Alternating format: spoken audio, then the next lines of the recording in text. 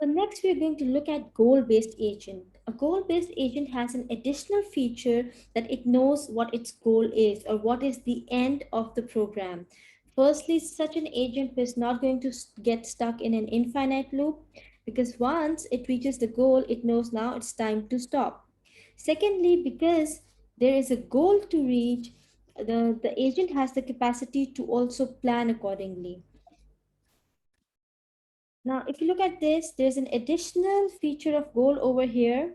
And what it is doing is that the whole loop exactly moves that it was moving previously. But the additional feature of goal is also giving a realization into the system that how far are we from where we want to be and how much progress has been already taken place. So this is an additional feature of goal-based agent. Moving on, we come to a utility-based agent.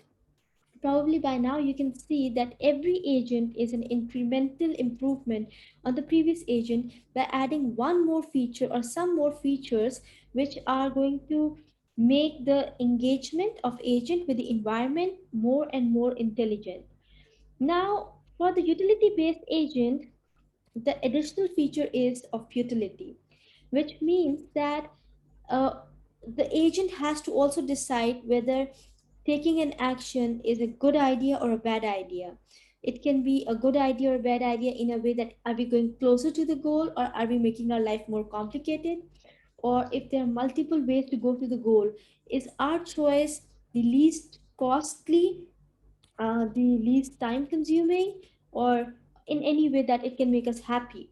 So the word happy over here, how happy I will be in such a state, actually means how well will my state be on this decision?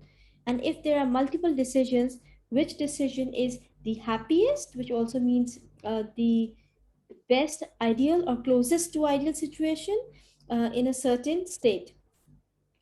After utility-based agent, we have a learning agent. This agent is surprisingly human-like because you can never guess what will be the next step. For the reason that uh, learning agents keep on learning from their past mistakes or decisions, and they have a system of reward. So every time there is a learning element, it is fed by critic, which means if you did the same thing in the past, now we will penalize you for, and the result wasn't great, we will penalize you. This is what the critic does. And if you made the same decision in the same situation in the past, and we went closer to the goal, or the utility was high, or our performance was better, then if you do it again, there'll be a reward. The reward and the penalty keeps on increasing and decreasing based on the past criticism or past results. And this is how the agents keep on learning which decision is better from what they've been doing in the past. So when you come across fancy futuristic agents from the past movies saying something like, I'm sorry, Dave, I can't do that. How can an agent refuse to do something which it is expected to do?